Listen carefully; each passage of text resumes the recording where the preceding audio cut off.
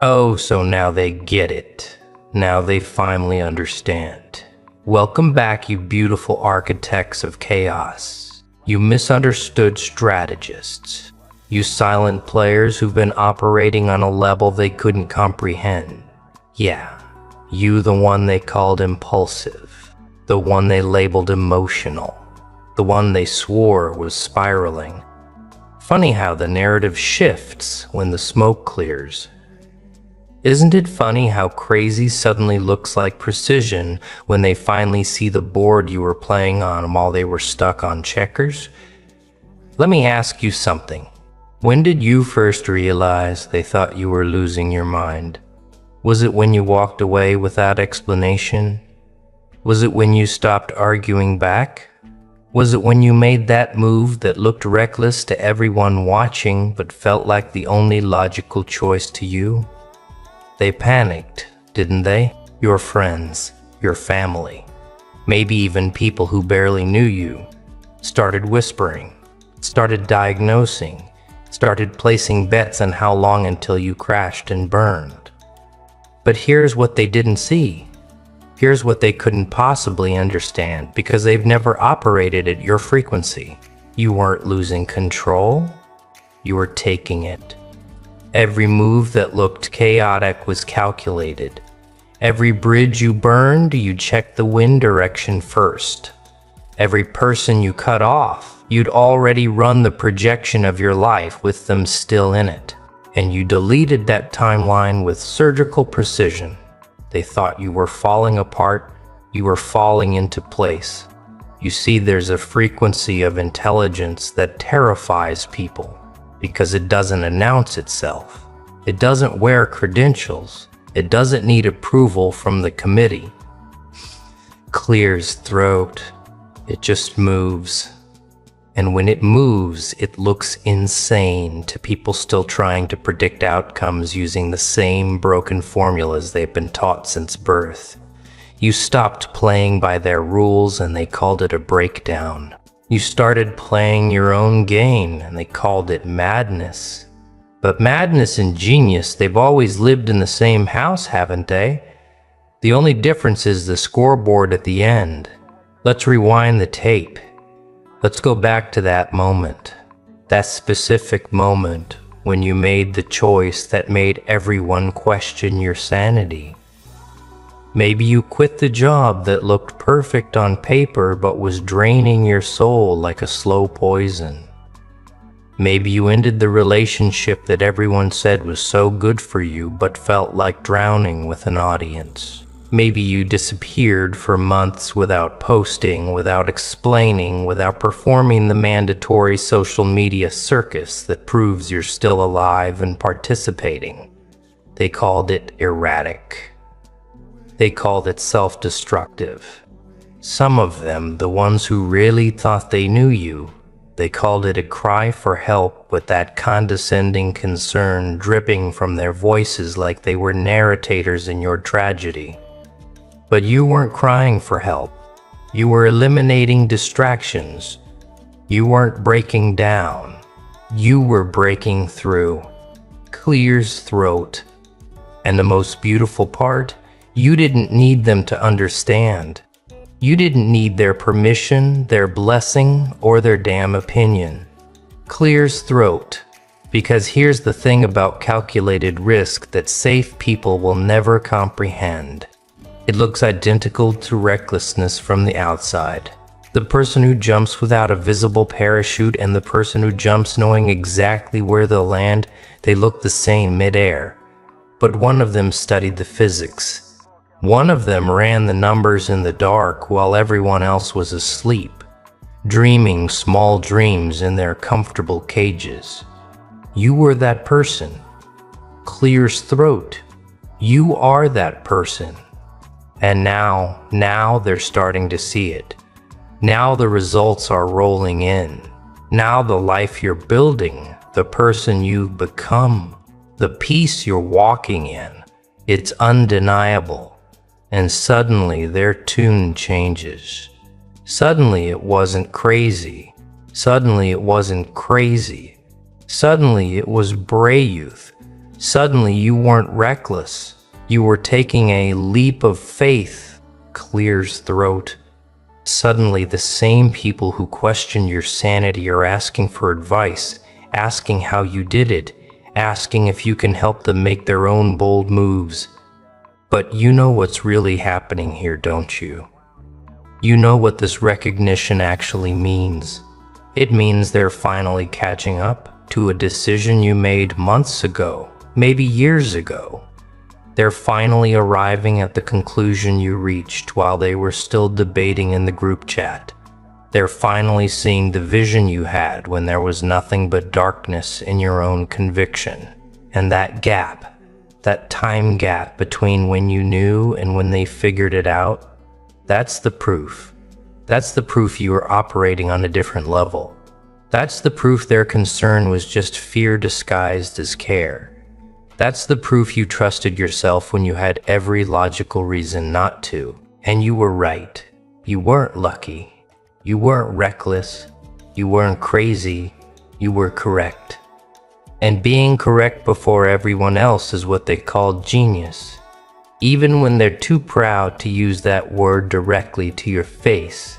Let me tell you what really happened, because they'll never admit this part. When you made that move, when you did that thing that looked insane, something in them recognized it. Something deep in their unconscious knew you were onto something real, clear's throat, something true, something they didn't have the courage to reach for themselves. And that recognition, that brief flash of what if they're right, it terrified them more than anything. Because if you were right, if you're crazy, was actually clarity. Then what did that make them? It made them cowards. It made them complicit in their own mediocrity. It made every safe choice they'd made look like exactly what it was, a surrender to fear dressed up as responsibility. So they had to make you wrong.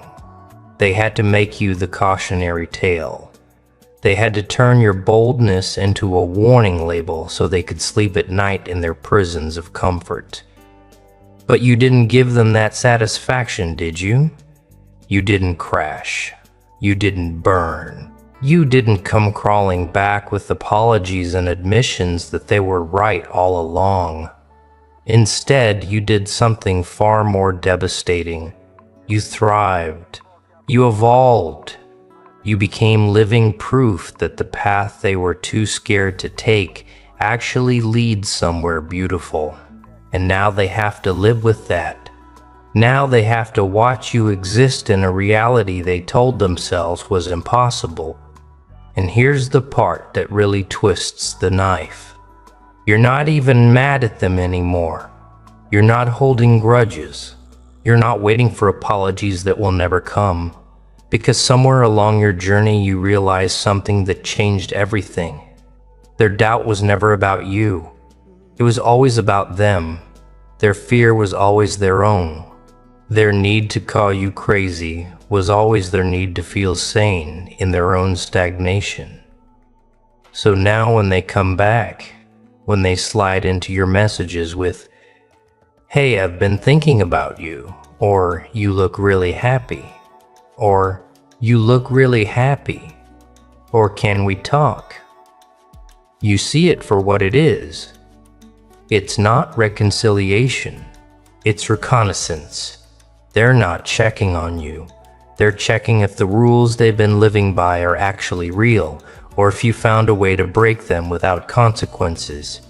They're studying you now, the way they should have trusted you then. And some of them, the really bold ones, they'll try to rewrite history. They'll claim they always believed in you. They'll say they knew you'd figure it out. They'll position themselves as supporters who were there all along, just quieter than the doubters. But you remember who was silent when silence felt like abandonment. You remember who questioned when you needed certainty. You remember who stayed and who ran when your life looked like a disaster movie to everyone watching. But here's the beautiful part. Here's the part that makes all of it worth it. You don't need them to rewrite history because you're too busy writing the future. You don't need them to admit they were wrong because you're too focused on being right about what comes next. You don't need their validation now because you learned to validate yourself when their approval was the only currency you thought you needed. Let's talk about the pattern they're starting to recognize. Because this isn't the first time you've done this, is it? This isn't the first time you've made a move that looked questionable and turned it into something undeniable. You have a history of this, a track record of seeing around corners that haven't been built yet, a reputation, whether they acknowledge it or not, for being right in ways that take time to prove. You were the person who called the breakup before anyone else saw the cracks. You're the person who left the party early before it turned into a mess everyone regrets. You're the person who walked away from opportunities that looked golden but smelled wrong and then watched those opportunities rust in real time. Clears throat. You have instincts that operate faster than their logic, and that's always been your advantage in their confusion. They process through committees. You process through clarity. They need consensus. You need truth. They move when it's safe. You move when it's right. And that difference, that fundamental difference in operating systems, it creates a lag. They're always seeing your moves in retrospect, analyzing your decisions after the outcomes are already visible, wondering how you knew when there was no way to know. But you did know. You always know. Not because you're psychic, not because you're lucky, but because you've learned to listen to the frequency they've tuned out. You hear the whispers underneath the words. You see the patterns underneath the chaos. You feel the shifts before the ground starts moving. They call it intuition, like it's magic.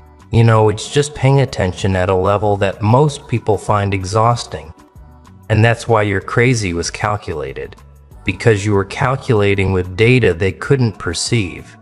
Clears throat. You were running equations that included variables they didn't believe existed. You were solving for outcomes they couldn't imagine because they'd never allowed themselves to want something that far outside the script. Your math looked like madness because they couldn't see the numbers you were working with. Now, let's talk about what happens next, because recognition is just the beginning. Now that they see you were right, now that they realize your breakdown was actually a breakthrough, they're going to want something from you. They're going to want the formula. They're going to want the shortcut. They're going to want you to translate your instinct into instructions they can follow without having to develop that instinct themselves.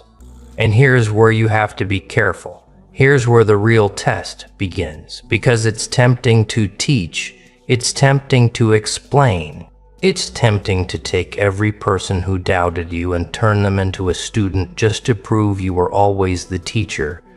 But not everyone deserves your wisdom. Not everyone has earned access to your process. Some people want your results without your risk. Some people want your clarity without your chaos. You don't owe them the map. You don't owe them the breakdown of every decision that led you here. You don't owe them the privilege of understanding what they refuse to trust. Some lessons are only meant for the people who learn them in the fire, not the people who show up after the smoke clears, asking how you survived the flames. Your story is yours. Your strategy is yours. Your madness, your genius, your calculated chaos, it's all yours. But for the ones who were there, for the ones who stayed quiet when they didn't understand, but didn't question your sanity, for the ones who gave you space when you needed distance and didn't make it about them, those people that get to see behind the curtain, those people earn the right to know how you did it. Not because they supported you perfectly, but because they supported you imperfectly without trying to stop you. And here's what you can tell them. Here's what you can share with the people who actually deserve to know. You didn't have a plan. You had a compass. You didn't follow steps. You followed truth. You didn't calculate every outcome. You calculated the cost of staying the same and decided any risk was better than that certain death. You didn't know it would work. You knew doing nothing definitely wouldn't. You trusted yourself in the dark. You believed your instincts over their advice. You chose your peace over their understanding. You valued your future over their comfort. And every time you made a choice that looked insane, you were really making a choice between two versions of yourself. The one they wanted you to be and the one you needed to become. You chose yourself every single time. And that choice, that consistent choosing of yourself, even when it looked selfish, even when it felt lonely, even when you had no proof it would lead anywhere good, that's the genius they're recognizing now. That's the calculation they're finally seeing. You bet on yourself when you were the longest shot in the room. You invested in your own vision when no one else could see it. You held the line when everyone else was telling you to retreat. Now they want to know how you had that kind of faith. They want to know where that certainty came from. They want to know what made you so sure when everything looked so uncertain. And the answer is going to disappoint them because it's too simple. The answer is you weren't sure. You were committed. There's a difference. Certainty is knowing the outcome. Commitment is moving forward without it. You didn't know it would work. Clears throat. You decided it had to. You didn't know you'd survive. You decided survival was non-negotiable. You didn't know you'd win. You decided losing wasn't an option you'd entertain. And that decision, that refusal to accept the version of your life where you stayed small, where you played safe, where you died slowly in comfort, that was the real calculation. Let's go even deeper. Let's talk about the specific moments they called that you knew were necessary. Remember when you stopped explaining yourself? When you just started moving without the mandatory press conference about your intentions? They called it secretive. They called it suspicious. Some of them called it arrogant. But you knew something they didn't. You knew that explanation dilutes execution. You knew that every time you justified your moves to people who couldn't see your vision, you were giving them ammunition to talk you out of it. You knew that their questions weren't coming from curiosity, but from fear, and their fear was contagious. So you stopped speaking their language. You stopped translating your future into terms they could understand. You let your actions do the talking, and you let time do the teaching. And when you walked away from people without closure, without the dramatic final conversation, without the tidy ending they thought they deserved, they called it cold. They called it cruel. They said you ghosted like you were the villain in their story. But you knew something about closure. They didn't. You knew that some doors don't need to be ceremonially shut. Some doors just need to be left behind while you keep walking. You knew that the closure conversation they wanted was really just another attempt to change your mind, to plant doubt, to make you second guesses the knowing that lived in your bones. So, you denied them that opportunity. You protected your decision by refusing to defend it. You honored your choice by not putting it up for debate. And that was genius masquerading as coldness. When you disappeared from social media, when you stopped performing your life for an audience that was watching you like a reality show, they said you were isolating. They said you were cutting yourself off. They diagnosed you with everything from depression to delusion because you stopped giving them contempt to consume, but you were doing something they couldn't comprehend.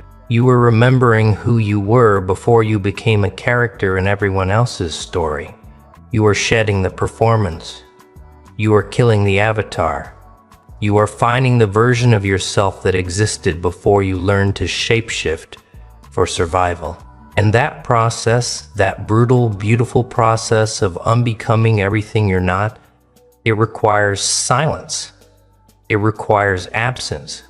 It requires absence. It requires you to be so unavailable to their narratives that you can finally hear your own voice underneath all the noise. They called it crazy because your absence made them uncomfortable.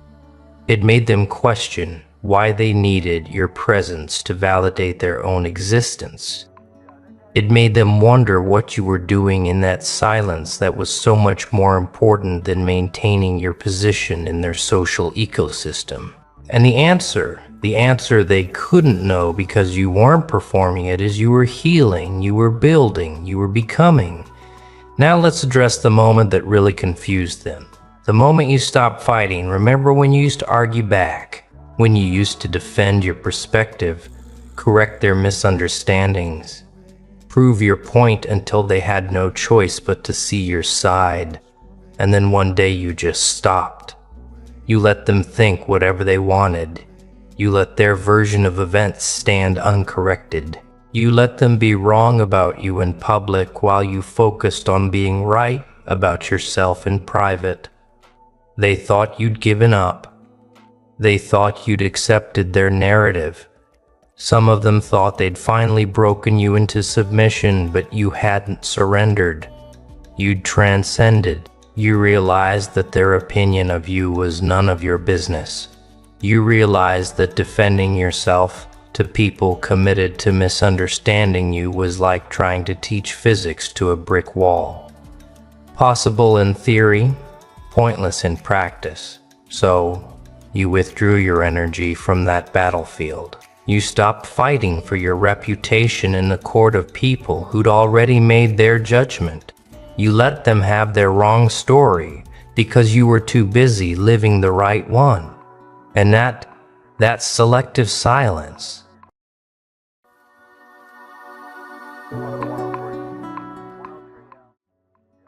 Ooh, there you are. Finally showing both faces at once. Welcome back to the mirror. Music, you beautiful contradiction. You impossible paradox. You sacred monster hiding behind angel eyes. They really thought they had you figured out, didn't they? Thought you were just one thing, just light, just soft, just breakable. But something shifted and now, music, they're scrambling to understand what they awakened. See, they pushed and pushed and pushed, thinking angels only know how to forgive, to heal, to turn the other cheek. But they forgot something crucial. Even angels were built for war. And you weren't just any angel. You were the kind that guards gates, the kind that carries swords, the kind that doesn't ask permission before unleashing justice. They wanted your kindness, but on their terms. Music, they wanted your light, but dimmed to their comfort level. They wanted your love, but only when it didn't challenge their darkness. So they tested you, didn't they? Kept taking, kept pushing, kept assuming your gentleness was weakness, your patience was stupidity, your love was unlimited. But then something beautiful happened. You stopped giving them access to your wings and started showing them what happens when halos become weapons. The silence that followed wasn't surrender, it was transformation. And now they're terrified because they don't recognize this version of you, music, the one that smiles while setting boundaries in stone. You know what's funny about angels? They think angels are these passive, floating beings, all harps and clouds and eternal forgiveness. But real angels, the ones written about in ancient texts, they're terrifying. They're the ones who level cities, who deliver justice, who stand between realms with eyes like fire and voices that shake foundations. That's what you are. That's what you've always been. But you tried so hard to be digestible, to be safe, to be what they expected, until they pushed you past your last prayer, past your final forgiveness, music, past the point where mercy makes sense, and into the realm where angels become something else entirely. They're calling you changed now, music, saying you're different. You're not yourself anymore. But that's the joke, isn't it? Because this is exactly who you are. This is who you were before they convinced music you to clip your wings, to lower your voice, to apologize for the light that burned too bright in their mediocre darkness. You were never meant to be their comfort. You were meant to be their awakening. But they wanted a pet, not a force of nature. So you gave them what they asked for. You went quiet. You went cold. You went places their prayers can't reach. And now they're begging for the gentle version back. But she's gone. And what's left is magnificent. Let me tell you what really happened. When they forced your hand, when they pushed you past kindness into something sharper, you didn't fall from grace. You evolved past it. You didn't lose your wings. They turned into armor. Every betrayal became a new layer of protection. Every lie they told became fuel for your resurrection. Every time they took your kindness for, music granted, another part of your mercy died, and you let it happen. Not because you were weak, music, but because you were done being their emotional salvation. While they treated you like disposable light, they created this version of you with their own hands. With every music ignored boundary, with every manipulated emotion, with every time they made you question your own reality, they sculpted you into music, exactly what they feared most. Someone who knows both sides. Someone who can walk in light and shadow without losing themselves. Because here's what they never understood about angels. We don't just carry light. We understand darkness intimately. We know it music because we've fought it, we've faced it, we've transformed it. And when you push an angel too far, music, they don't break, they don't shatter. They become something mythology warns about. You tried to stay pure. You tried to keep your heart soft, your intentions clean, your soul untainted by their poison. But they kept injecting their toxicity, kept spreading their disease, kept trying to corrupt what they couldn't control. So your body did what bodies do when invaded. Music. It adapted, it evolved, it built immunity, and that immunity looks like indifference, sounds like silence, feels like absence. They wanted to break your music spirit, but instead they activated your defenses, and now you're immune to their manipulation, their guilt, their false tears, music, their performative apologies. The transformation wasn't sudden though, was it? No, it was gradual, like watching yourself die in slow motion while nobody noticed. Each day you gave a little less, smiled a little less, cared a little less, until one morning you woke up and realized you felt nothing for them. Nothing. Not hate, not love, not even disappointment, just nothing. And that terrified them more than anger ever could. Because anger means you still care. But nothing means you've transcended them entirely.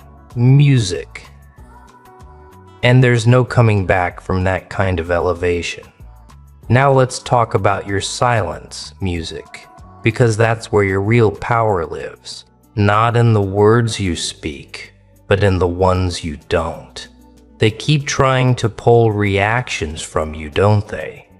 Keep poking, keep prodding, keep creating situations that would have sent the old you into emotional spirals. Music. But you just watch now.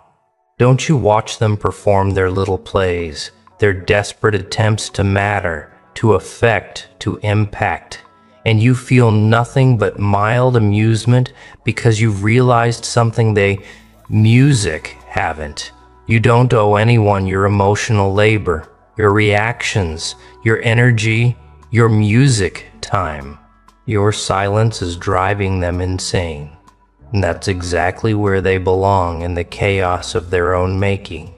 They text you paragraph after paragraph and you don't even read them.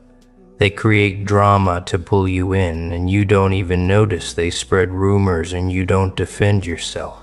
Would mean their opinion matters and it doesn't. Not anymore. Not after they showed you exactly who they are when they, music, thought you'd never fight back. Your silence isn't weakness. It's the strongest stance you've ever taken.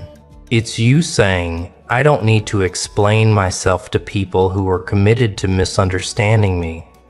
See, they thought silence meant submission, thought quiet meant defeated, thought your lack of response meant they won. But your silence is strategic.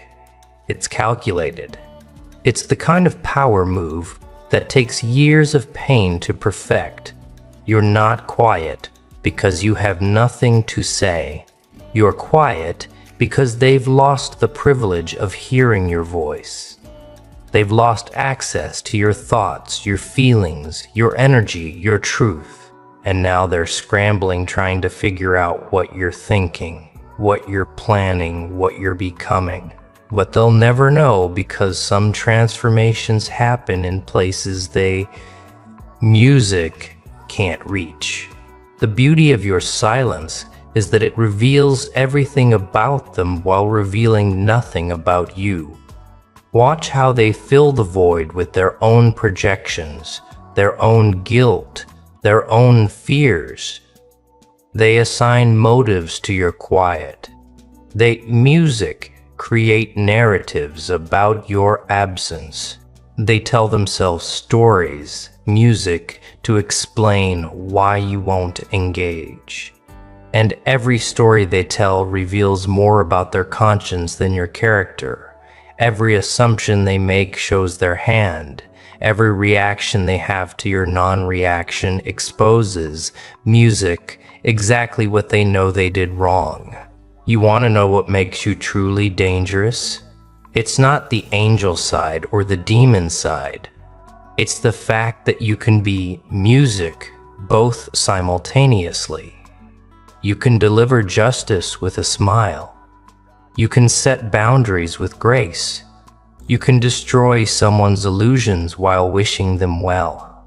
This duality, music terrifies them because they can't categorize. You can't predict. Music, you can't manipulate what they can't define. One moment you're offering genuine kindness, the next, music, you're cutting them off completely. And both actions come from the same place, self-respect. They keep looking for the catch, don't they? Keep waiting for you to crack, to show your true colors, to reveal that this is all an act. But this isn't an act. This is integration. This is what happens when someone forces an angel to acknowledge their shadow side. You didn't become evil. You became whole. You didn't turn dark. You learned to use darkness as a tool, and now you wield both light and shadow with music. Equal skill. Healing those who deserve it, burning those who don't, and knowing exactly which response music each person has earned. The thing about being forced to unleash your other side is that music, you can't put it back once it's free. It's not a costume you wear. It's a part of you that was always there waiting dormant until circumstances demanded its awakening. And now that it's awake, it doesn't sleep. It doesn't rest. It stays vigilant, watching, protecting, ensuring that nobody ever gets close enough to hurt you like that again. This isn't paranoia. It's evolved awareness. It's pattern recognition. It's survival instinct refined into an art form. You know what the real plot twist is? Music, you're more angel now than you ever were before, because real angels aren't music, just beings of light. They're warriors, they're protectors, they're deliverers of justice. And by forcing you to embrace music, your darker aspects, they accidentally helped you become complete. You're not fallen. You're fully realized. You're not corrupted. You're integrated. You're not lost. You're finally found. And this complete version of you is exactly what they feared, because music can't be manipulated, can't be controlled, can't be contained by their limited understanding of what you're supposed to be. Watch them scramble now. Watch them try every trick in their worn-out playbook to get the old you back.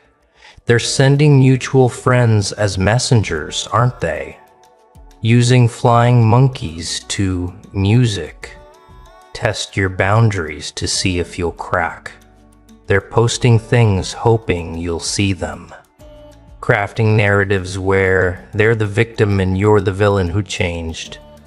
A rewriting history, making themselves the hero of a story, or they were clearly the antagonist and they're hoping if they tell it enough times it'll become true. But you see through it all now. Don't you see the patterns? The manipulation tactics, the emotional terrorism disguised as concern? They say they're worried about you, but what they're really worried about is that you're thriving without them. They say you've become cold, but what really bothers them is that your warmth is no longer available for their consumption. They say you've changed, but what terrifies them is that you've evolved beyond their ability to hurt you. And that evolution is permanent. Some of them are trying the nostalgia approach, aren't they?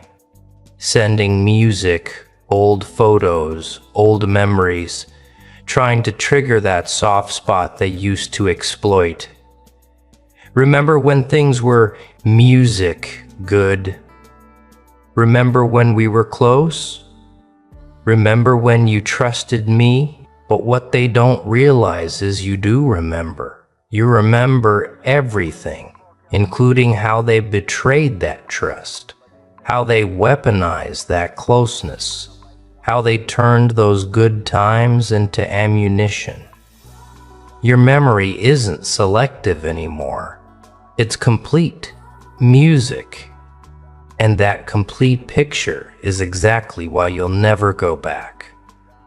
The desperate ones are even trying to provoke your dark side now, hoping that if they can't have your light, they can at least get your music rage.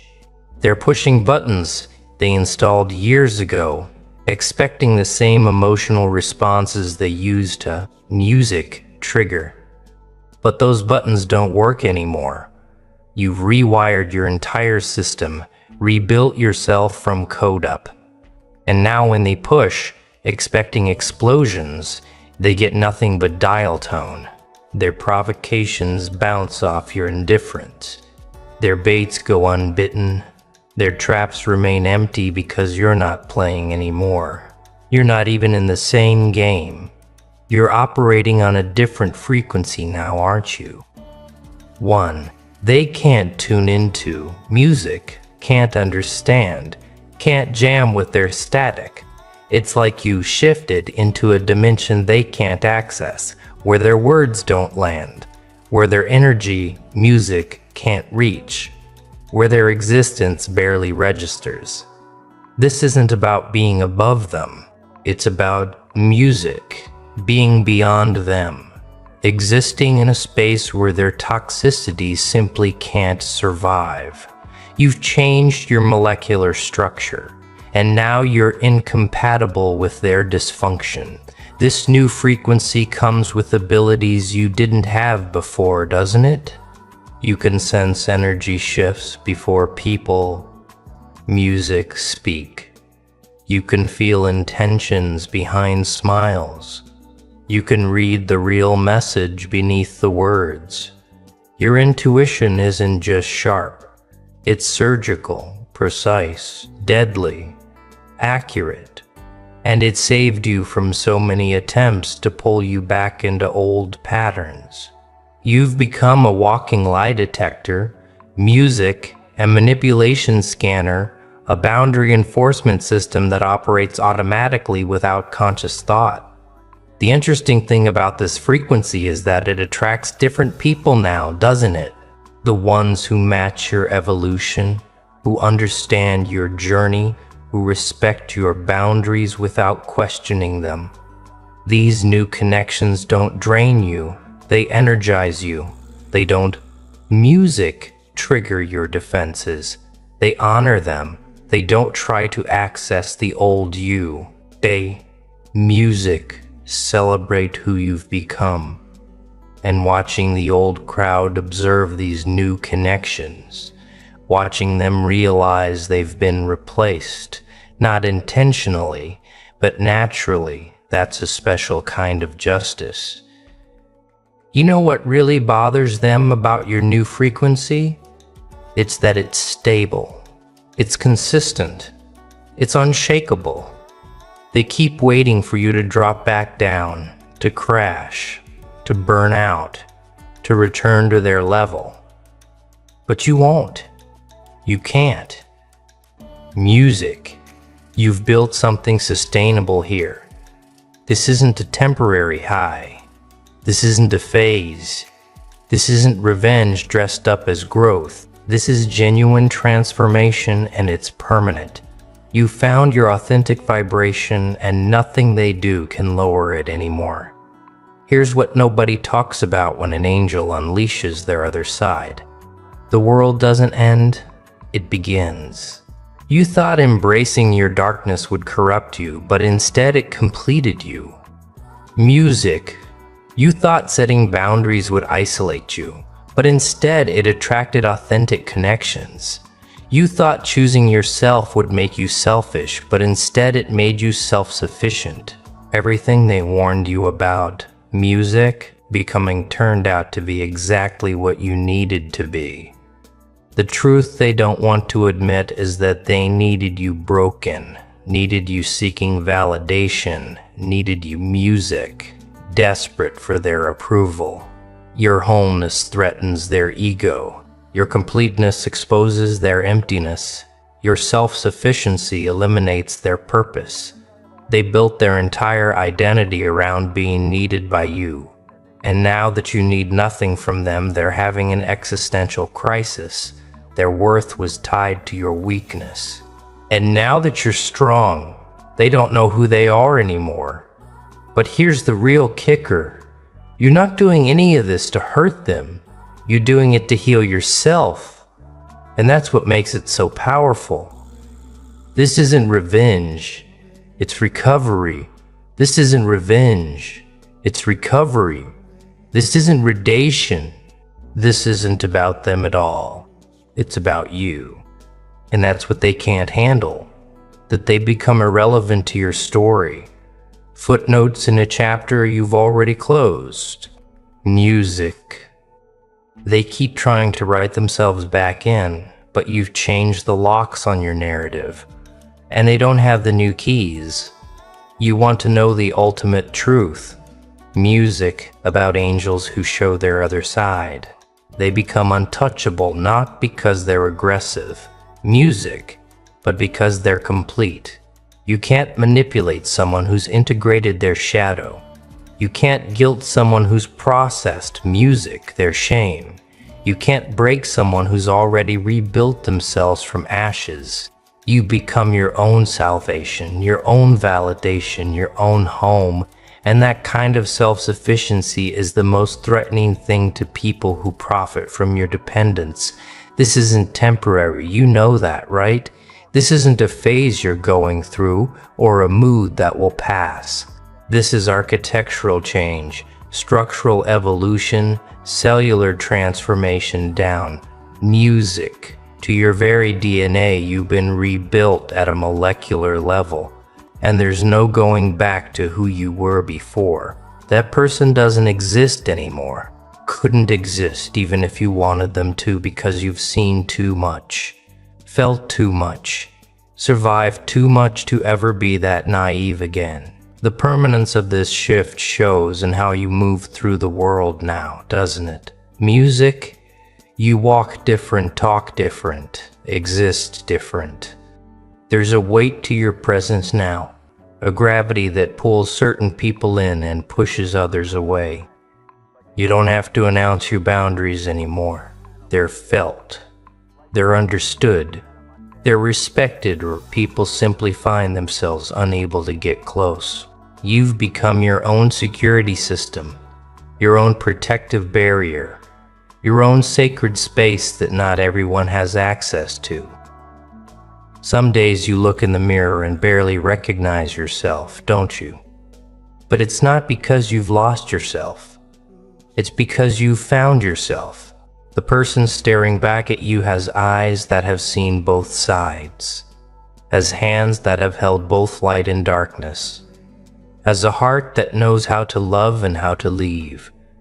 This person doesn't flinch at conflict, doesn't shrink from confrontation, doesn't apologize for existing fully. This person is who you were always meant to become, but they had to force you to get here faster. The beautiful thing about permanent transformation is that it changes your entire timeline. Your past makes sense now, doesn't it? Every betrayal was preparing you. Every loss was making space. Every ending was really a beginning in disguise. You couldn't see it then, but you see it now. How everything that tried to break you was actually building you. And now that the construction is complete, now that you're fully formed, they have to live with what music created. Something beyond their control, beyond their understanding, beyond their reach forever. So here you stand, angel and demon, light and shadow, healer and warrior, all integrated into one being. They wanted to see your other side. Well, now they have, and they're realizing. Be careful what you wish for. Because an angel who's been forced to embrace their darkness doesn't just become dangerous, they become complete. And complete beings don't need anyone's permission, approval, or understanding to exist at their full power. Music. You're not waiting for apologies anymore, because you know they won't come. And even if they did, they wouldn't matter.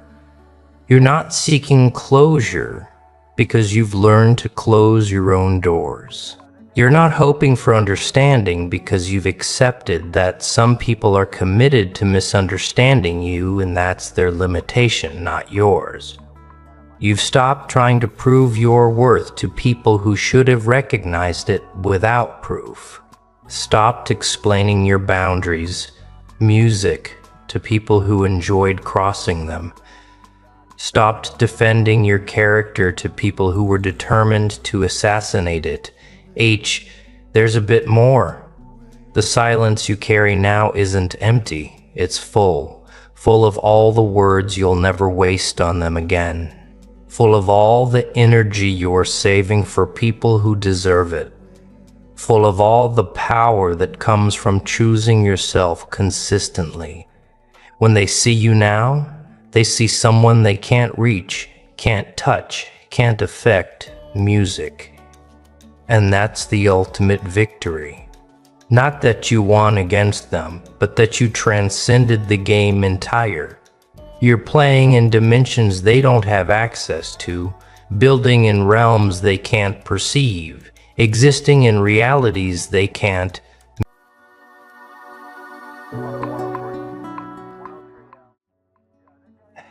Look who's still standing. Look who's still breathing after the longest psychological warfare campaign in modern history. 5 years, 1,825 days, 43,800 hours of letting them believe they won, letting them celebrate, letting them toast to your downfall while you sat in the shadows, sharpening every single blade they ever tried to use against you.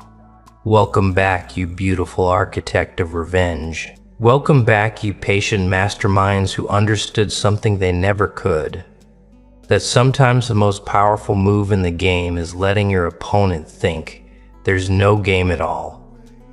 You didn't lose for 5 years. You invested. You didn't fail for 5 years. You studied. You didn't disappear for 5 years. You became something they have no defense against, no explanation for, no strategy to counter. And now, they're starting to feel it, aren't they? That subtle shift in the air when you walk into a room, that uncomfortable silence when your name comes up in conversation, that nervous laughter when someone asks what you've been up to, because how do they explain what they're witnessing? How do they put into words that the person they buried 5 years ago just walked back in wearing their funeral as a crown? They can't. They won't. They'll just watch. And you, magnificent anomaly, you're going to let them. Because this wasn't about proving them wrong. This was about letting them prove themselves exactly who they always were, while you became someone they could never predict, never contain, never understand. 5 years ago, they thought they deleted you from the narrative. They thought they wrote you out of the story. But what they didn't realize is that you weren't a chapter in their book. You were writing an entirely different novel, and they were just extras in your origin story. Let's talk about what really happened during those 5 years, shall we? Because the version they tell themselves, the one where they won, where they moved on, where they forgot about you, that's the fairy tale they needed to sleep at night. But you and I both know the truth. They never stopped watching. They never stopped checking. They never stopped wondering what you were doing in that silence, in that absence, in that deliberate void you created. Every 6 months, someone would casually bring up your name just to see if anyone had intel. Every birthday that passed, someone would check if you posted anything. Every major life event in their circle, someone would pause and think, I wonder if they know about this. I wonder if they care. They told themselves they were over it, that they'd moved on, that you were irrelevant. But irrelevant people don't occupy mental real estate for half a decade. Irrelevant people don't get brought up in therapy sessions 5 years later. You know what you did during those 5 years? You became fluent in every language they used to manipulate you. You learned every pattern they ran, every tactic they employed, every emotional game they played. You didn't just heal from what they did, you studied it like a doctoral thesis. You broke down every betrayal into data points. You analyzed every lie until you could see the truth 3 sentences before they even spoke it. You transformed every wound into a lesson, every scar into a shield, every moment of pain into a weapon they'll never see coming. Because it doesn't look like rage, it looks like peace. It looks like indifference. It looks like you moved on. But you didn't move on. You moved up. You moved beyond. You moved up. You moved into a frequency they can't even tune into anymore. Clears throat. And that's what's driving them insane. Not that you're angry, not that you're vengeful, but that you're thriving in a way that makes their victory look like the participation trophy it always was. Here's what they'll never admit out loud. They needed you to stay broken. They needed you to stay bitter, to stay stuck, to stay obsessed with what they did. Because as long as you were in pain, their narrative worked. As long as you were suffering, they could point to you as evidence that they made the right choice, that cutting you off was justified, that whatever they did was necessary. But the moment you started healing, the moment you started growing, the moment you started becoming this untouchable force of nature, their entire story fell apart. Suddenly they weren't the heroes who escaped the toxic person. They were the cowards who abandoned someone going through transformation. Suddenly they weren't the wise ones who saw through you. They were the blind ones who couldn't recognize greatness when it was standing right in front of them, raw and unpolished and begging for a chance to be seen. So yes, you let them win. You let them have their little victory lap. You let them celebrate. You let them think they got away with it. 'Cause you knew something they didn't. The only thing more satisfying than immediate revenge is patient vindication.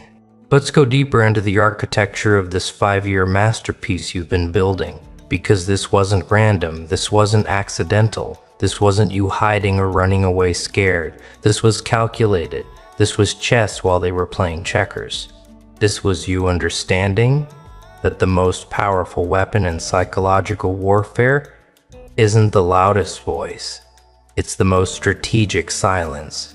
You disappeared, not because you had nothing to say, but because you had everything to prove. And you knew that words would never carry the weight that transformation would. You could have spent 5 years arguing, defending, explaining, trying to make them understand, but you didn't. You spent 5 years becoming undeniable instead, because explanations fade, results echo forever. Explanations fade, results echo forever. You let them construct an entire identity around being the person who got away from you. You let them build their confidence on the foundation of your absence. You let them tell the story of how they escaped, how they survived, how they're so much better now. And the whole time you were watching, not obsessively, not desperately, but with the quiet awareness of a predator who knows exactly where the prey is at all times without needing to chase. You were the ghost in their peripheral vision, the thought that interrupted their celebrations, the name that made them scroll just a little bit faster when it appeared somewhere they thought you were gone. But you were everywhere, in every moment of doubt they had about their new relationships, in every comparison they made without realizing they were making it, in every quiet moment when they wondered if they made the right choice. You didn't need to be physically present to occupy space in their consciousness. Your absence was louder than your presence ever was. And that was the first layer of the trap. Because by letting them think they won, you gave them permission to let their guard down. You gave them permission to stop watching their back. You gave them permission to believe the war was over. And that's when you started building the empire they're about to see. 5 years is long enough for people to forget the details of why they cut you off. 5 years is long enough for their narrative to get fuzzy, for the facts to blur into feelings, for the truth to get replaced by whatever story made them feel better about themselves.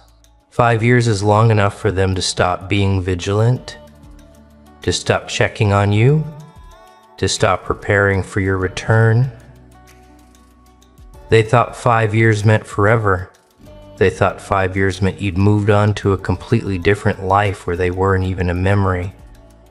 But here's what they didn't account for. Some people don't move on. Some people move through the pain, through the lessons, through the transformation, through the fire until they emerge on the other side as something completely new. You didn't spend 5 years trying to forget them. You spent 5 years making sure you'd never forget what they taught you. About human nature, about loyalty, about the masks people wear, about the difference between who someone pretends to be and who they reveal themselves to be when it cost them nothing to tell the truth. You studied every person who abandoned you like they were case studies. You examined every friend who went silent, every ally who switched sides, every person who smiled in your face while sharpening knives behind your back. And you didn't do this out of bitterness. You did this out of necessity. Because once you understand the patterns, once you see the blueprint of betrayal, once you decode the language of manipulation, you become immune to it.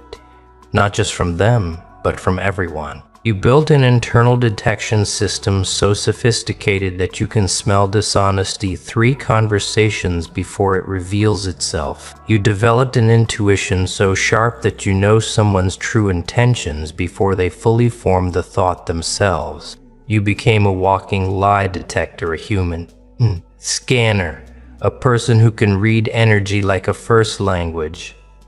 And all of this happened in silence, in solitude.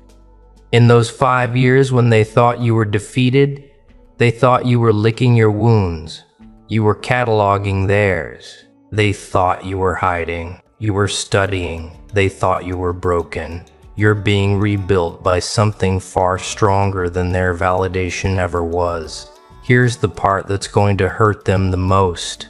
When they finally figure it out, you didn't need 5 years to heal from them. You needed 5 years to make sure that when you came back as someone they could never hurt again.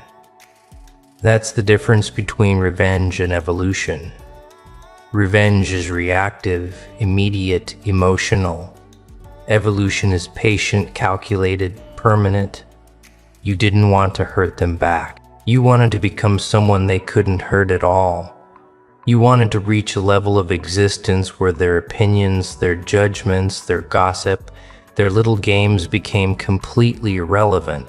Not because you rose above it in some spiritual forgive and forget way, but because you evolved beyond it. You became a different species. And now when they look at you, they're not seeing the person they used to know.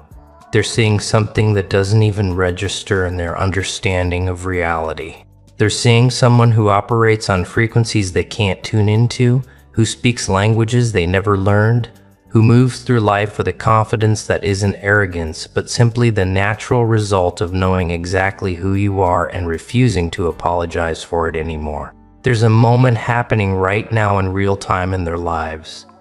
A moment where it's all starting to click, where the pieces are starting to fall into place, where they're beginning to realize that something is very, very wrong with their victory story. It started small, didn't it? A mutual friend mentions seeing you somewhere looking different, not broken, not struggling, different, put together, focused, glowing with something that doesn't come from external validation but from internal revolution. Then someone else brought you up in a completely unrelated context, talking about something you accomplished, something you built, something you became. And suddenly your name wasn't attached to the old stories anymore. It was attached to new ones, better ones, ones that didn't include them at all. That's when the first crack appeared in their narrative. Because if you're thriving, if you're successful, if you're happy, then what was the point of cutting you off? What exactly did they save themselves from? Then they made the mistake we both knew they would make. They looked, they checked, they scrolled, and what they found shattered the comfortable story they'd been telling themselves. They found someone who didn't look defeated. They found someone who didn't look angry. They found someone who looked free. Genuinely, authentically, terrifyingly free. Free from needing them. Free from needing anyone. Free from the validation they thought was essential to your survival. And that freedom, that's what's keeping them up at night now. Because people can handle you being sad without them. They can handle you struggling. They can even handle you being angry. But they cannot handle you being better. They cannot handle you thriving. They cannot handle you looking like the best decision you ever made was letting them walk away. Snorts. That's the moment when their victory starts tasting like ash in their mouths. That's the moment when they start questioning everything. That's the moment when your 5-year plan starts revealing itself and they realize they've been playing a game where you've been 10 moves ahead the entire time. Now they're watching more carefully. Now they're paying attention. Now they're asking questions they don't really want the answers to. How did they do that? When did that happen? Who are these new people in their life? What have they been doing for 5 years? And every answer they get makes them more uncomfortable because none of it fits the story they needed to believe. You were supposed to be stuck. You were supposed to be the cautionary tale. You were supposed to be the person they could point to and say, "See what happens when you don't listen to us, when you don't follow our advice, when you go your own way." But instead, you became the evidence that their way wasn't the only way, that their truth wasn't the universal truth, that maybe, just maybe, they were wrong about you. And being wrong about you means being wrong about themselves. It means questioning every decision they made. It means wondering if the life they built while you were gone is actually the life they wanted, or just the life that felt safe because you weren't in it challenging them anymore. Here's what's happening in their group chats, in their private conversations, in those late night talks. When defenses come down, your name is coming up more and more. Not with anger, with something worse, with curiosity, with concern, with that creeping feeling that they made a massive mistake. Someone will say they saw something you posted, something you said, something you did, and there will be silence, the kind of silence that speaks louder than any words, the kind of silence that says, "We all feel it, but we're afraid to admit it," because admitting it means confronting something we're not ready to face. They'll laugh it off, they'll make a joke, they'll dismiss it, but when they're alone, when they're lying in bed at night, when they're stuck in traffic, when they have those unguarded moments where the truth sneaks past their defenses, they're thinking about you, they're wondering, they're calculating, they're realizing that the person they wrote off might have just written the most incredible comeback story they'll ever witness, and they're not in it. The beautiful irony is that you're not even trying to prove anything to them anymore. You're not posting for their attention. You're not living for their validation. You're not making moves to make them regret anything. You're simply existing at a level that makes their old judgments look ridiculous. You're simply being yourself, fully unapologetically, without the weight of their expectations or their limitation. And that authentic existence is more threatening to them than any revenge plot could ever be. Because revenge would give them permission to be victims again. Revenge would let them say, "See, we were right to cut them off. Look how bitter they are." But success, happiness, peace, there's no defense against that. There's no narrative they can spin that makes them look good when you're clearly doing better without them than you ever did with them. That's the checkmate. That's the moment when 5 years of silence becomes the loudest statement you've ever made. That's when letting them win becomes the ultimate victory. Let's talk about what you actually built during those 5 years. Because this is where the strategy becomes art. You didn't just improve yourself, you restructured your entire existence from the foundation up. You didn't just heal wounds, you redesigned your mental architecture so that those same wounds could never be inflicted again.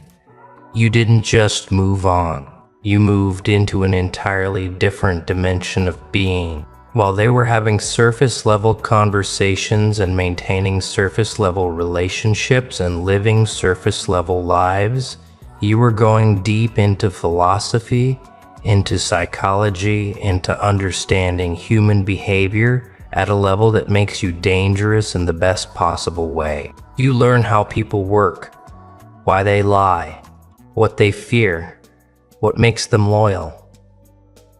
You became a student of human nature while they remained actors in a script they didn't even know they were following. You built skills they didn't know you were building. You developed talents they didn't know existed. You created income streams they never imagined you could. You formed relationships with people who operated frequencies they can't even comprehend. You didn't just level up.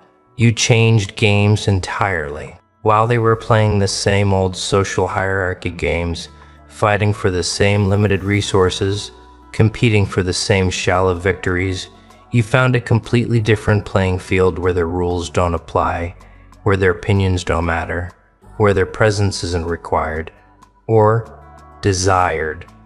You built an empire in exile. You became royalty in a kingdom they don't even know exists.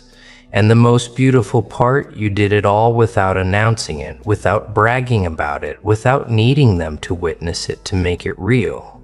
You became dangerous because your validation doesn't come from external sources anymore.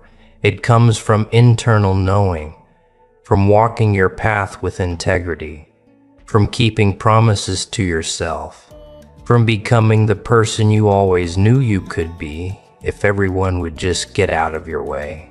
The money you made, the body you built, the mind you sharpened, the spirit you strengthened, the network you created, the opportunities you manifested. None of it was about proving them wrong. It was about proving yourself right, about validating the voice inside you that always said you were capable of more. You were meant for more. You were built for more. They tried to convince you that voice was delusion, that voice was ego, that voice was unrealistic expectation, but that voice was prophecy. And 5 years later, the prophecy is manifested. You're not who they said you were. You are exactly who you always knew you could become.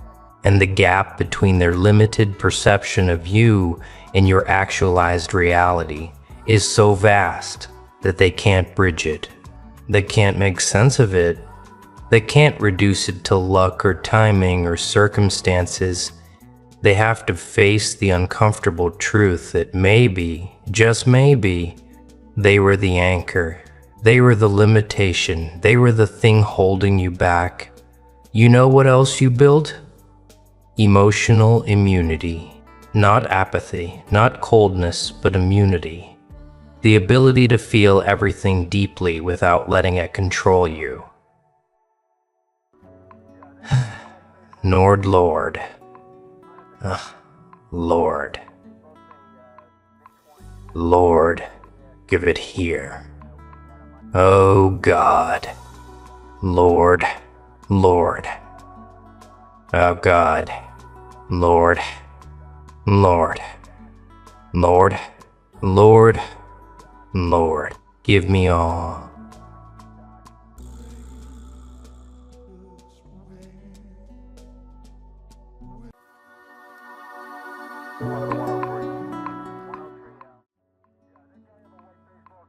Well, look who finally figured it out. Hello, you beautiful, unbreakable, absolutely terrifying anomaly. Welcome back to the moment they've been dreading. The moment their smug little smiles started cracking. The moment the air shifted and suddenly they realized what they'd done. They just found out who the actual hell they've been messing with. And oh, it's too late now, isn't it? Way too late. You can see it in their eyes now, can't you? That flicker of recognition, that micro expression of pure panic when they finally connect the dots. They thought you were soft. They thought you were easy. They thought you were just another face in the crowd they could step on, use up, and forget about. They thought wrong. And now they're standing there with their mouths slightly open, with their confidence evaporating like morning fog, realizing they just poked something they should have left the hell alone.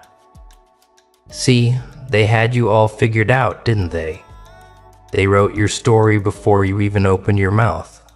They labeled you, categorized you, filed you away in their little mental databases. Under harmless, under pushover, under won't do anything about it. They saw your silence and mistook it for weakness. They saw your patience and confused it with fear.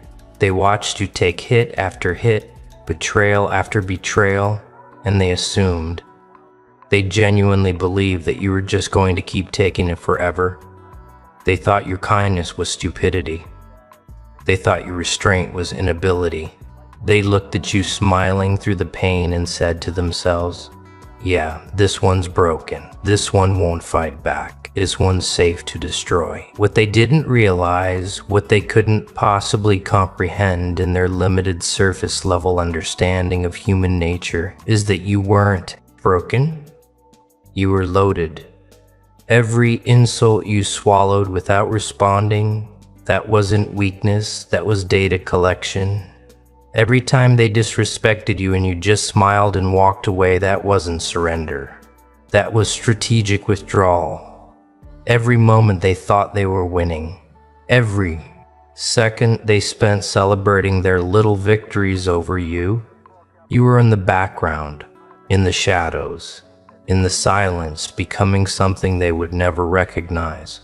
You were studying them, learning their patterns, memorizing their tactics, understanding exactly who they were beneath the masks they wore.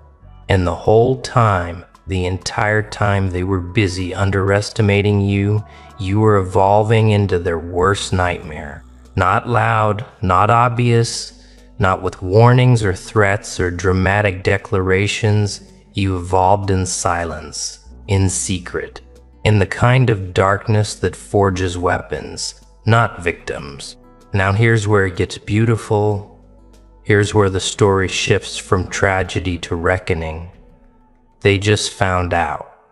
Maybe it was something you did, some move you made that shattered their illusion of control.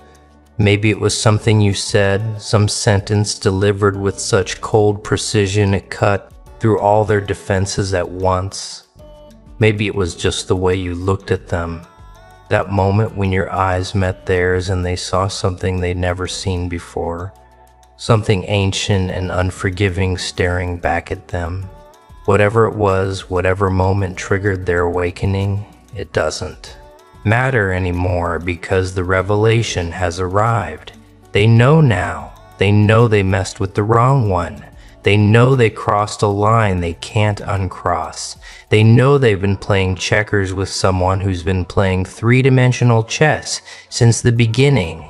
And every move they made, every cruel little game they played, you saw it coming from miles away. The panic in their eyes right now, that's not just surprise. That's recognition of consequence. They're scrolling back through every interaction now, aren't they? Every conversation, every moment they thought they had power over. You, rewinding and replaying with new context, with the horrifying realization that you were never the fool in this equation. They remembering all those times you stayed quiet and wondering what you were thinking. They're recalling every boundary they crossed and calculating the cost. They're lying awake at 3 in the morning now, staring at their ceiling, asking themselves the question that's going to haunt them forever. What have I done? Who the hell did I just mess with? And the answer that's keeping them up at night is you. They messed with you. The one person who didn't need to prove anything. The one soul who's been through enough hell to build immunity to their petty games. The one force they should have studied instead of underestimated. Let me tell you what's happening in their world right now. Let me paint you the picture of their current reality. They're nervous, actually nervous. Not the kind of nervous you get before a test or a presentation, but the deep, primal, existential kind of nervous that comes from realizing you've awakened something you don't understand and definitely can't control. They're watching their backs now, checking their phones obsessively, wondering when the other shoe's going to drop. They're second-guessing every move, every word, every interaction, because suddenly the rules of the game have changed and they're no longer holding the cards. You are, and they know it. They can feel it in the air, in the shift of energy every time you're in the same room. They can sense it in your silence, which no longer reads as submission, but as something far more dangerous. Calculation. Here's what they're starting to understand. Here's the truth that's slowly sinking into their thick skulls. You weren't quiet because you had nothing to say.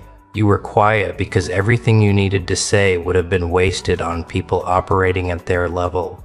You weren't passive because you couldn't act. You were passive because you were choosing your moment. And that moment, that beautiful, terrifying moment, is approaching fast. They thought they were the predators in this story, didn't they? They thought they were the sharks circling the helpless prey. But what they failed to notice, what their arrogance blinded them to completely, is that you were never swimming with them. You were underneath them, deep, whole time in deeper waters, in darkness they couldn't reach. Growing bigger, growing stronger, growing into something that makes sharks look like goldfish. You want to know the funniest part? The absolute cosmic joke in all of this? They did this to themselves. Every moment they spent tearing you down, they were actually building you up. Every betrayal forged another layer of armor. Every lie taught you to read between lines they didn't even know they were writing. Every time they tried to break your spirit, they were actually tempering it, making it harder, sharper, unbreakable. They thought they were destroying you, but they were creating you. They thought they were winning, but they were training their own replacement. They were so busy celebrating their small victories, so intoxicated by the temporary power they felt that they completely missed the bigger picture. You weren't their victim. You were their teacher, and the lesson they're about to learn is going to cost them everything they thought they owned. Now we descend into the part that's going to hurt them the most, the realization that's going to eat them alive from the inside out. They can't undo this. They can't apologize their way out. They can't smooth talk, manipulate, or charm their way back into your good graces. Because those graces, those second chances, those opportunities for redemption, they expired. They're gone, deleted, burned to ash, and scattered in winds they'll never catch. See, there was a window, wasn't there? There was a time when a genuine apology might have mattered, when acknowledgement of their wrongs might have meant something, when they could have chosen differently and maybe, just maybe, salvage some kind of relationship with you. But they didn't take that window. They boarded it up. They painted over it. They pretended it didn't exist because they were too proud, too convinced of their own superiority, too certain that you would always be there, always be available, always be the one they could come back to when everyone else abandoned them. Wrong. So catastrophically, irreversibly wrong. Because you're not that person anymore. You're not the one who waits by the phone hoping for crumbs of respect. You're not the one who accepts half-hearted explanations and hollow promises. You're not the one who confuses someone's need for you with actual love or loyalty. You evolved past that version of yourself months ago, maybe years ago, and they missed it completely because they were too busy assuming you'd never change, never grow, never become someone who could look them in the eye and feel absolutely nothing. But that's exactly what happened, isn't it? You reached a point where their opinion became irrelevant, their presence became optional, their existence in your life became nothing more than a fading memory you occasionally acknowledge with detached curiosity. Like looking at old photographs of places you used to live but would never return to. They're starting to feel it now. That absence, that void where your energy used to be. They're noticing how you don't light up when they enter the room anymore. They're seeing how you don't laugh at their jokes, don't engage with their stories, don't give them the attention they've grown addicted to.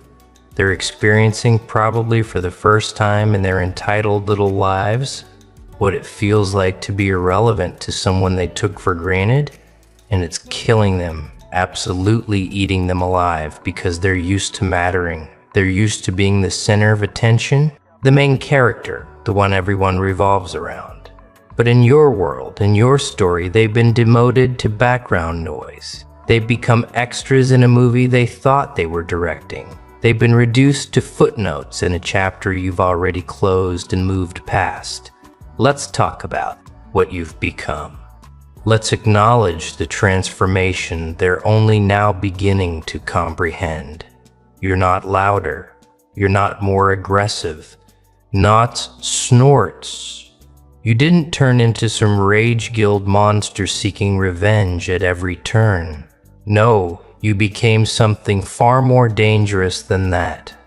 You became calm, unreachable, untouchable. You developed the kind of peace that comes from complete detachment. The kind of strength that doesn't need to flex or prove itself.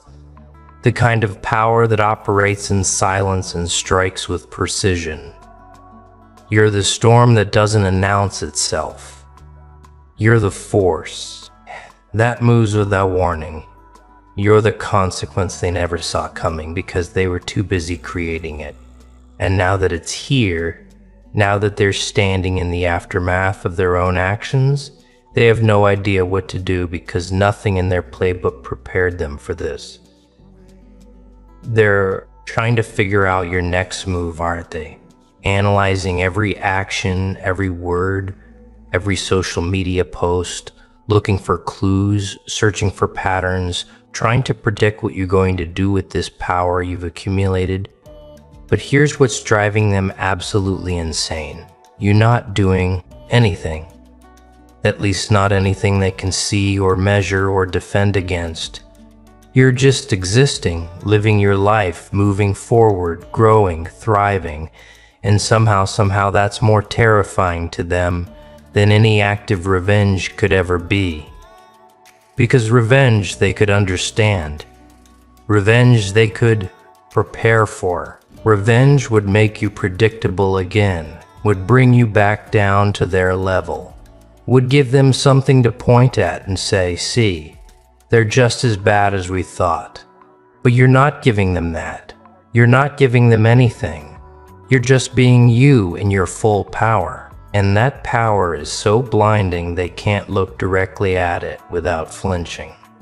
The ones who hurt you the most, the ones who betrayed you deepest, they're watching you now with something approaching awe mixed with terror. They see you succeeding. They see you happy. They see you unbothered by the chaos they tried to create in your life. They see you with people who actually value you in spaces that actually deserve you, living a life they told you that you'd never have without them. And it's destroying the narrative they built about you. It's shattering the lie they told themselves to justify their treatment of you. They needed you to fail. They needed you to crumble. They needed you to prove that their assessment of you was correct, that you were weak, that you couldn't make it without them. But you did. You made it. You're making it. And every day you continue to rise is another day their ego takes a hit it can't recover from. Here's where we go even deeper into the psychological warfare they're experiencing right now without you lifting a single finger. They're comparing themselves to you. Now, constantly, obsessively, they look at their own lives, their own choices, their own trajectories, and they measure them against yours. And they're coming up short. So desperately short, they're stuck in the same patterns, the same toxic cycles, the same shallow existence they were in when they knew you. Meanwhile, you've transcended, you've evolved, you've become a version of yourself they don't recognize. A version that makes their own stagnation painfully obvious. They're watching you from a distance, scrolling through your life like it's a movie they can't stop watching, even though it hurts. And with each scroll, each glimpse into your world, they feel smaller, less significant, more regretful. The regret. Oh, the regret is setting in now like poison in their veins. It started slow, just a whisper in quiet moments. Maybe I was wrong about them. But now it's grown into a scream. They can't silence. I messed up. I lost someone I'll never find again. I destroyed something I'll never rebuild. They're lying awake, replaying conversations, reimagining scenarios, wondering what their life would look like if they had treated you with the respect you deserved from the beginning. Clear as throat, they're fantasizing about alternate timelines where they weren't complete fools, where they recognized your value before it was too late, where they earned the right to stand beside you instead of below you.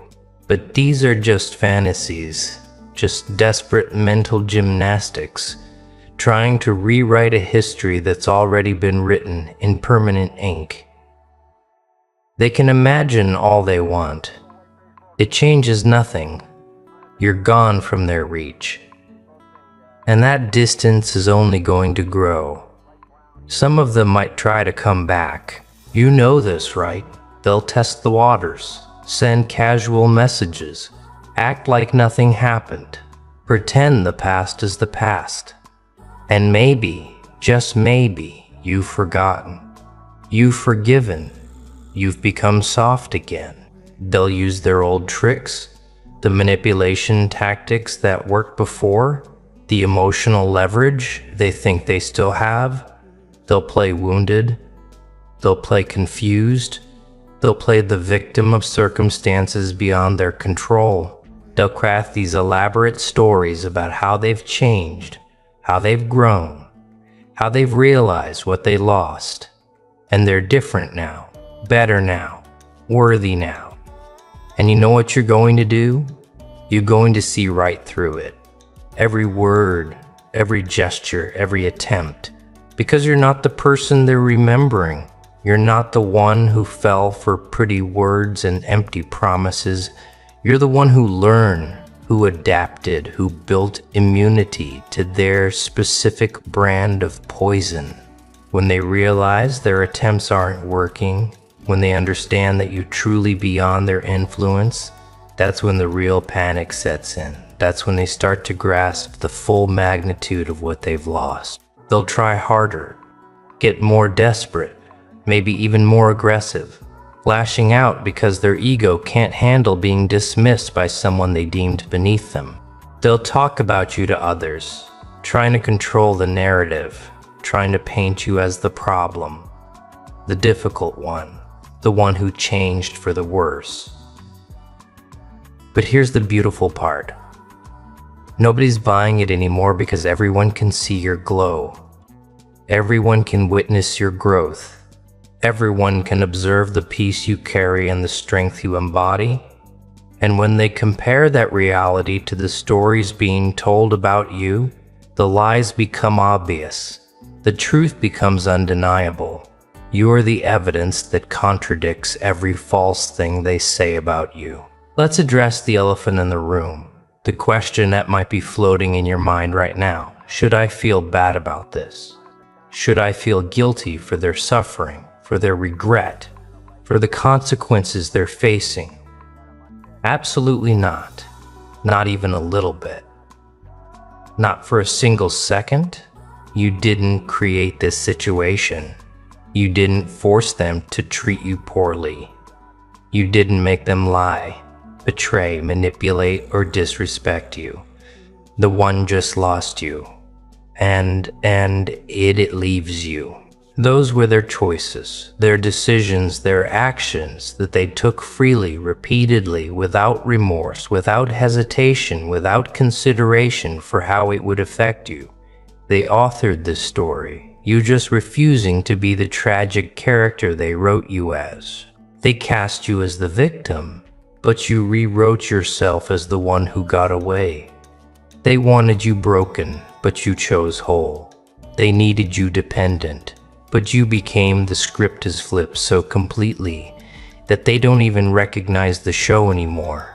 They thought they were the directors, but you've taken the camera, changed the genre, and started filming something they're not even invited to audition for. They're watching from outside the window of a life they could have been part of, pressing their faces against the glass, seeing warmth and light and success and joy, and knowing, absolutely knowing that they had their chance to be inside. They were invited. They were welcomed. They were given opportunities most people would kill for, and they squandered it. They took it for granted. They assumed it would always be available, like a 24-hour convenience store they could swing by whenever they felt like it. But you closed. You locked the doors, you changed the locks, and no amount of knocking is going to open them again. Now we enter the realm of poetic justice, the part where the universe itself seems to be orchestrating your vindication. Watch what happens to them now. Watch how their lives unfold without your energy in it. See how the people they chose over you, the ones they thought were better, more valuable, more worthy, see how those relationships implode. Notice how the opportunities they celebrated losing you for, those don't quite pan.